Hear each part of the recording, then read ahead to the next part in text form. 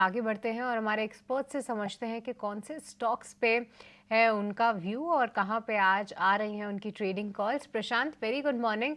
आपसे सबसे पहले समझना चाहेंगे कि स्टॉक स्पेसिफिक आइडियाज कहाँ पे हैं आपके। जी, Srishti, Dimpi ji, Abhishek, good morning to the panel and सभी दर्शकों को नमस्कार। तो डेफिनिटली जो डिम्पी ने कहा अभी कुछ देर पहले वर्ल्ड कप विक्ट्री, वो बिल्कुल एक उस तरह से हुआ जैसे कोई ट्रेड स्टॉप लॉस के नज़दीक जा रहा होता है। हमें लगता है स्टॉप लॉस लगेगा और वहाँ से रिवर्स होके टारगेट हिट होता है। बिल्कुल उस तरह की फीलिंग थी and I think everyone enjoyed it. जहाँ तक इस हफ्ते की बात है तो एक चीज़ मैं कहूँगा कि अगर आप हिस्टोरिकली जुलाई की सीरीज़ देखें, तो जो लोज़ बनते हैं शायद पहले हफ्ते के आस-पास, उसके बाद जुलाई में मैक्सिमम गेन्स आते हैं। ये आप पिछले 8 से 10 सालों का डेटा में ऑब्जर्व कर सकते हैं। तो इस साल क्या होगा, हम पहले ही एक रैली में आए हुए हैं, तो वो ऑब्जर्व करना होगा। बट ओवरऑल अगर मुझे लगता है कि इस सीरीज़ के बीच में जून के हाइज़ निकल जाए, तो रैली जो होगी वो बहुत फियर्स होगी। जहाँ तक इस हफ्ते के लिए कुछ स्टॉक्स की बात है, तो वो मेरे फर्स्ट रडार पे होगा ब्रिटानिया। यहाँ पे स्टॉप लॉस रखेंगे 5420 स्पॉट क्लोजिंग 5420, टारगेट होगा 5600 का, 5600। और नेक्स्ट वीक मुझे लग रहा है ऑटो सेक्टर थोड़ा पिकअप कर सकता है। तो यहाँ पे अशोक लेलैंड जो है वो करीबन 232, 234, 234 के आसपास स्पॉट क्लोजिंग स्टॉप लॉस रख के 255, 258, 255, 258 ये टारगेट्स हम रख सकते हैं। तो ये दो शेयर प्रशांत जी की तरफ से अशोक लेलैंड पर लगातार हम देख रहे हैं कि बुलिश कॉल्स आ रही हैं और 255 के लक्ष्य 234 के स्टॉप लॉस के साथ आपको ये ट्रेड करना है। बेहतरीन ये कॉल्स। आदित्य, आपके रडार पर कौन से शेयर हैं, आप क्या ट्रेड करने की सलाह देंगे? देखिए अभिषेक जी, मेरे रडार पे आईटी स्टॉक्स है। आईटी स्टॉक्स में मैंने परसिस्टेंट चुना है। प्रीवियस बुल मार्केट जो आईटी का था उसमें स्टार परफॉर्मर रहा और मुझे लगता है अब ये रैली वापस रिज्यूम कर रहा है, तो इसको बाय कर सकते हैं 4241 में। स्टॉप लॉस रहेगा 4041 का और टारगेट रहेगा 4440 से लेके 4500 का। और सेकंड स्टॉक रहेगा हेल्थ केयर स्पेस से, स्टार हेल्थ। इसको बाय कर सकते हैं 559 में। 540 रहेगा स्टॉप लॉस और 580 से 600 का रहेगा टारगेट।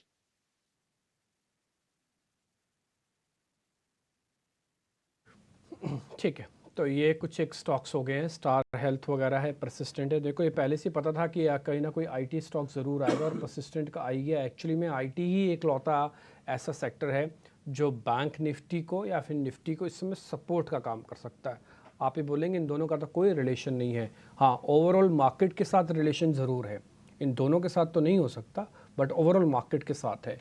मितेश पांचाल इस बीच हमारे साथ जुड़ गए हैं। एक काम करते हैं, पहले उनसे भी ट्रेडिंग कॉल ले लेते हैं, फिर यशेषा को कनेक्ट कर लेंगे अपने साथ ताकि उनसे हम स्टॉक से न्यूज़ वगैरह थोड़ा पता कर पाएँ। मितेश पांचाल, नमस्ते, बहुत बहुत शुक्रिया, थैंक यू वेरी मच समय देने के लिए। बताइए सर, आज के आपके सौदे कौन से हैं? गुड मॉर्निंग डिम्पी जी। तो सबसे पहले तो एक स्पेशल रिपोर्ट है एचडीएफसी बैंक के गुड ऊपर। Morning sir. और यहाँ पे बाय और डिप्स की स्ट्रेटेजी है, बहुत ही स्ट्रॉन्ग ट्रेंड रिवर्सल हमको देखने के लिए मिला है। तो सबसे पहले HDFC bank at the current level 1691 के ऊपर खरीदने की सलाह है। इसमें हमारे जो टारगेट्स है 2 साल के लिए वो 30% CAGR से है। So we are expecting around 2200 2300 के targets in the next 2 year. ये एक ट्रेंड रिवर्सल है तो उसको बाय ऑन डिप्स की तरह ही देखना चाहिए। सो यहाँ पे स्टॉप लॉस नहीं है क्योंकि यहाँ पे एक ट्रेंड रिवर्सल है। हमें लग रहा है अगले 2 साल में बहुत ही स्ट्रॉन्ग अपसाइड एचडीएफसी बैंक में आएगी। दूसरे दो जो कॉस्ट जो है जो स्टॉप लॉस के साथ है, पहला है सेंचुरी प्लाईबोर्ड। सेंचुरी प्लाईबोर्ड में 760 के ऊपर एक बहुत ही स्ट्रॉन्ग कंफर्मेशन ब्रेकआउट मिला है। 774 का क्लोज है, तो यहाँ पे हमको स्टॉप लॉस लगाना है वो है 740 का with stop loss of 740। Century plyboard खरीदने की सलाह है 775 के ऊपर। पहला टारगेट रहेगा 840 का, दूसरा टारगेट रहेगा 900 का। और दूसरा जो स्टॉक है वो है KIMS, किम्स, जो शॉर्ट फॉर्म है। तो किम्स के अंदर भी 1980 के ऊपर एक बहुत ही स्ट्रॉन्ग ट्रेंड कंफर्मेशन मिला है। तो किम्स के अंदर यहाँ पे स्टॉक जो है वो 2097 के ऊपर खरीदने की सलाह रहेगी। यहाँ पे स्टॉप लॉस रहेगा आपका 2010 का। पहला टारगेट रहेगा क्लोज टू 2200, दूसरा टारगेट रहेगा 2350। तो ये दो स्टॉक्स हैं शॉर्ट टर्म के हिसाब से, और एचडीएफसी बैंक जिसमें बहुत ही एक स्ट्रॉन्ग ट्रेंड रिवर्सल मिला है, वो है लार्ज कैप के लिए। और यहाँ पे हमने एचडीएफसी में, जैसे मैंने आपको बताया, एक स्पेशल रिपोर्ट रिलीज की है, तो डिस्क्लेमर के तौर के ऊपर ये तीनों स्टॉक्स के अंदर और स्पेशली एचडीएफसी बैंक के ऊपर हमारे क्लाइंट्स की डायरेक्ट और इनडायरेक्ट पोजीशन हो सकती है। मेरी कोई पर्सनल पोजीशन ये तीनों स्टॉक्स में नहीं है। ठीक है सर, एचडीएफसी बैंक का आप जो टारगेट बता रहे हो वो करीब 2200 तक का बता रहे हो, इसका स्टॉप लॉस तो बताओ सर, तभी तो ये कंप्लीट होगा। कुछ तो रखें स्टॉप लॉस फिर। नहीं सर, देखिए डिम्पी जी, आपको अगर पता होगा, डेफिनेटली पता ही होगा कि जब हमने पहले ऐसे ट्रेंड रिवर्सल के स्टॉक्स देना चालू किया था, तो वहां पे जो वेदांता है उसमें हमने एक बहुत ही स्ट्रॉन्ग अपमूव 400 प्लस के टारगेट्स दिए थे।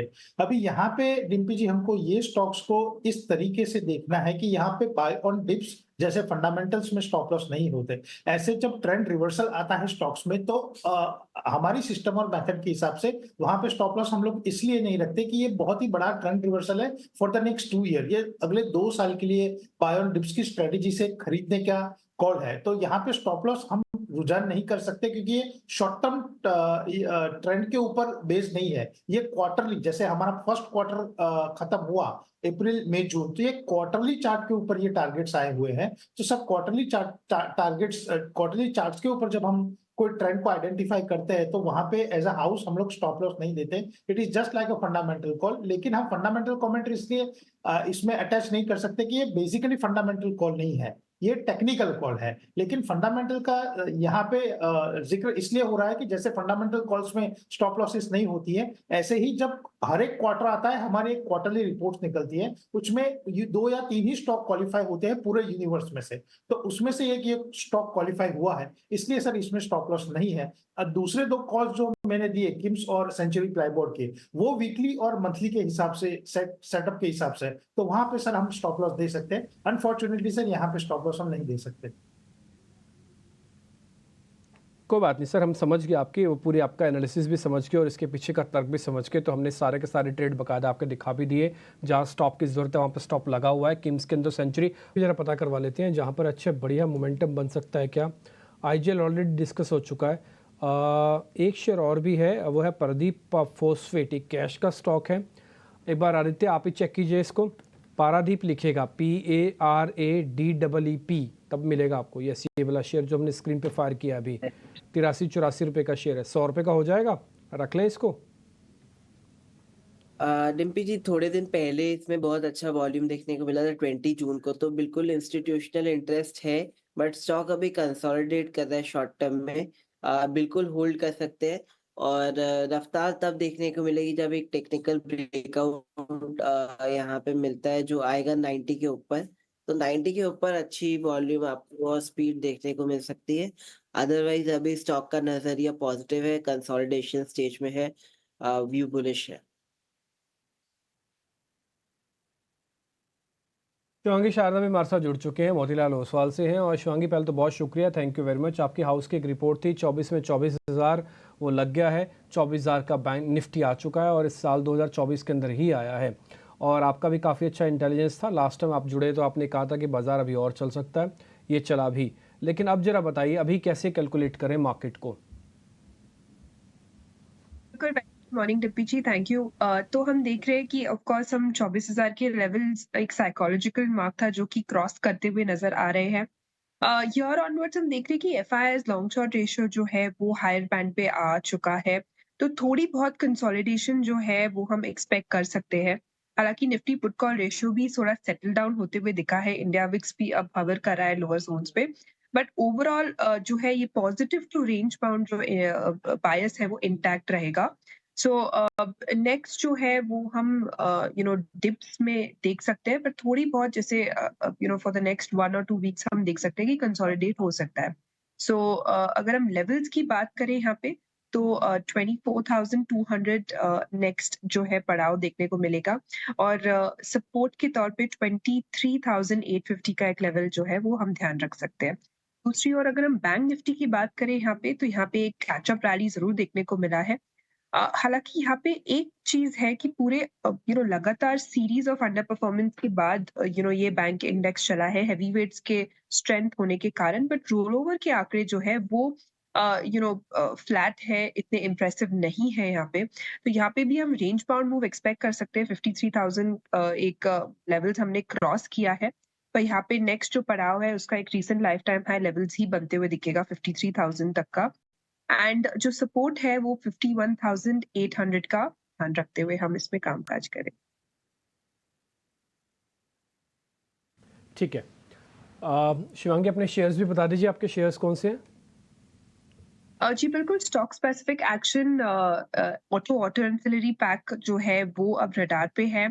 यहाँ से अपोलो टायर है एक स्टॉक जो काफ़ी पॉजिटिव नज़र आ रहा है। स्टॉक ने जो है एक फ्रेश ब्रेकआउट दिया है। डेली फ्रेम में अगर हम देखें तो एक अच्छी सपोर्ट बेस्ड बाइंग नज़र आई है। पिछले 16 दिनों से सपोर्ट्स जो है वो हायर ज़ोन्स की तरफ शिफ्ट होते हुए नज़र आ रहा है। तो यहाँ पे खरीदारी के मौके ढूँढे जाएँ। 565 के टारगेट्स बनते हुए दिख रहे हैं, 530 के एक स्टॉप के साथ। दूसरा पिक मेरा रहेगा आईजीएल पे। यहाँ एक पोल फ्लैग पैटर्न का ब्रेकआउट देखने को मिला है और जिस तरह से ये पूरे स्पेस में ही काफ़ी अच्छा मोमेंटम और एक्शन बना हुआ है, तो ये स्टॉक जो है वो एक्सटेंड होते हुए दिखेगा 525 के टारगेट्स के लिए और 495 के एक स्टॉक को हम ध्यान रखें। थोड़ी देर पहले हम डिस्कस